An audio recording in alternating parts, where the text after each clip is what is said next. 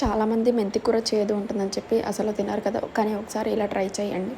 First మెంతి కూరని నీట్‌గా వాష్ చేసి పక్కన పెట్టుకోవాలి. ఆ తర్వాత టమాటాలు, పచ్చిమిర్చి, ఉల్లిగడ్డని 3 కట్ చేసి పెట్టుకోవాలి. ఒక ప్యాన్‌లో కొంచెం ఆయిల్ వేసుకొని కొంచెం ఆ మెంతి కూరని లైట్‌గా వేయించుకోవాలి. ఆ తర్వాత అది తీసి పక్కకు పెట్టుకొని అదే ప్యాన్‌లో కొంచెం ఆయిల్ వేసుకొని పోపు దినుసులు, ఉల్లిగడ్డ, ఎండుమిర్చి వేసి కొంచెం లైట్‌గా వేగాక దాంట్లో టమాటాలు, పచ్చిమిర్చి వేసి కొంచెం బాగా మగ్గనియ్యాలి. ఆ మగ్గినాక దాంట్లో పసుపు, ఉప్పు వేసి మళ్ళీ ఇంకొక 5 నిమిషాలు మగ్గాక దాంట్లో మళ్ళీ కొంచెం కారం వేసి ఇంకా కాసేపు మగ్గనివ్వాలి. దాంట్లో కొంచెం ఆయిల్ పైకి తేలేటప్పటికి మనం ముందుగా వేయించి పెట్టుకున్న మెంతి కూరని అందులో వేసి మూత పెట్టుకోవాలి. ఒక 2 నిమిషాల తర్వాతకి దాంట్లో కొంచెం ధనియాల పొడి వేసుకొని మనం స్టవ్ ఆఫ్ చేసుకుంటే ఇంకా మెంతి కూర రెడీ అయిపోతుంది.